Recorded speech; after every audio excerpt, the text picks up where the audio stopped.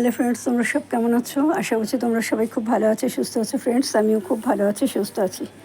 এই দেখো, এই গাছটা পুরো এই গাছের মধ্যে জড়িয়ে গেছে। এইটা হলো করলা গাছ।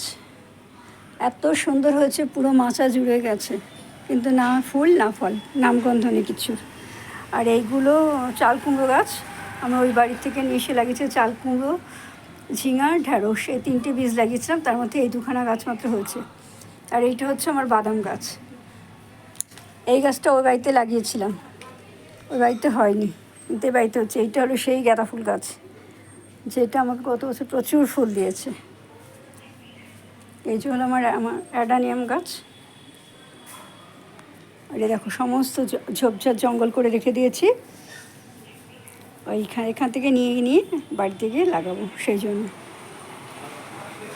আর এই যে আমার লক্ষ্মী জবা গাছে কুড়ি এসেছে, কালকে ফুটবে। কালকে তো তোমাদের দেখাতে পারবো না, সেই জন্য আজকে এসে দেখিয়ে যাচ্ছি তোমাদেরকে। এই সেই কাঞ্চন ফুল গাছটা প্রচুর ফুল দিয়েছে। দেখো, যে ফুল হয়েছিল তার অনেক প্রমাণই। দেখো, মরে গেছিল, আবার বেঁচে গেছে ভালোবাসায়, আমার মায়ের আদর যত্নে। এই সেই জবা গাছটা জলের মধ্যে রেখে গেছিলাম, সেটা।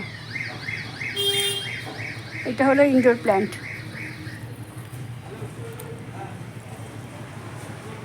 এই যে সেই রেন লিলি। এই রেন লিলিও আজকে আমাদের বাড়িতেও ফুটেছে। এই রেন লিলি আমি এখান থেকে নিয়ে গেছিলাম, নিয়ে গিয়ে দেখবে এই টপটার কি দফা অবস্থায়। দেখো, 2খানা ভাঙা টপ চূড়া দিয়ে এই রেন লিলি গাছগুলোকে লাগানো হয়েছে। আর এই সেই করবী ফুল গাছ, সব কিন্তু বালির মধ্যে না, তো এগুলো সব বালিতে লাগানো হয়েছে। এটা হলো জোয়ান গাছ। এই কুল গাছটা আপনি হয়েছে, কুল খেয়ে ফেলেছিলাম সেখান থেকে। তখন না মাটি পুরো ধুয়ে যাচ্ছে। এইখানে একটা রেন লিলি হয়েছে। এই জবা গাছের ডালগুলো সমস্ত কেটে কেটে লাগিয়ে দিয়েছিলাম, তার মধ্যেও ফুল হয়েছিল। এটা হলো সন্ধ্যামালতী ফুল গাছ, হলুদ কালারের। আর এই যে এই গাছটা আছে, এই গাছটা দেখতে পাচ্ছ, এই গাছটা হচ্ছে পলাশ ফুল গাছ। না, ভুল বললাম, সরি। এইটা হলো কাশফুল গাছ। ওই বলে না, একধারে কাশবন, ফুলে ফুলে সাদা। এই শুরু হবে, এই তো সামনের মাস থেকে ফোটা মোটামুটি শুরু হবে। এইটা কিন্তু খাক গাছ।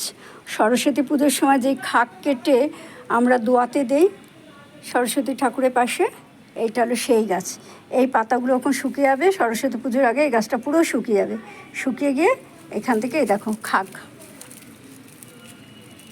এখানে এই যে খাক, এটা কাটলে এখান থেকে খাক বেরোবে, কিন্তু এটা কাটবো না, তাহলে ফুলগুলো নষ্ট হবে। এই এখনই ফুল হওয়ার সময় আছে।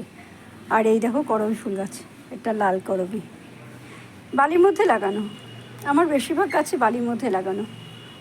আর এই দেখো আমার মায়ের লঙ্কা গাছ। দেখো এই লঙ্কা গাছটা দেখো কেমন পাতা কুঁকড়ে গেছে।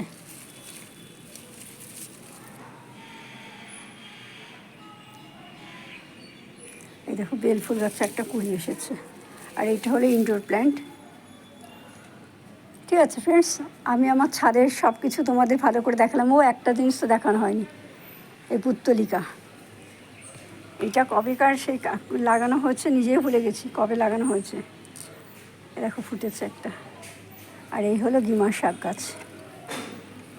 এই বর্ষাকালে নিয়ে গিয়ে যদি একটা লাগানো যায় বাড়িতে, জঙ্গল হয়ে যাবে। লাগাবো, আজকে বৃহস্পতিবার তো ওই জন্য কিছু নেবো না, আজকে শুধু দেখে যাচ্ছি। আর ওইটা হলো আমার গুলমোহর ফুল, দেখতেই পাচ্ছ, আমার শ্বশুরবাড়িতে দেখেছো। আর এই দেখো কৃষ্ণ তুলসী, এইটা হলো আসল কৃষ্ণ তুলসী, কালো পুরো। এটা পশ্চিম দিকে রাখতে হয়। কৃষ্ণ তুলসী পশ্চিম দিকে রাখলে কি হয়, সেই বাড়িতে রোগ সব কম হয়। আর আজকে শিউলি ফুল গাছটাকে বাইরে রোদ্রে বের করে দিলাম, কারণ সামনের মাস থেকে তো আবার ফুল শুরু হয়ে যাবে না। ঠিক আছে ফ্রেন্ডস, আমার এই ভিডিওটা তোমাদের কেমন লাগলো অবশ্যই কমেন্ট করে জানিও। যদি তোমাদের ভালো লাগে তাহলে অবশ্যই লাইক করো, শেয়ার করো, সাবস্ক্রাইব করো। আর পাশে থাকা আইকন বেলটা বাজিয়ে দিও। দেখা হবে আগামীকাল নতুন একটা ভিডিওর সাথে। ততক্ষণের জন্য তোমরা সবাই খুব ভালো থেকো, সুস্থ থেকো। আমিও ভালো থাকবো, সুস্থ থাকবো। দেখা হবে আগামীকাল নতুন একটা ভিডিওর সাথে। তার আগে আর একখানা জিনিস দেখা, এই দেখো, এটা গন্ধরাজ গাছের শেকড়, দেখেছো? এই গন্ধরাজ ফুল গাছের শেকড়, এর মধ্যে তুলসী গাছ হয়েছে। কি অদ্ভুত না? Bye, tata.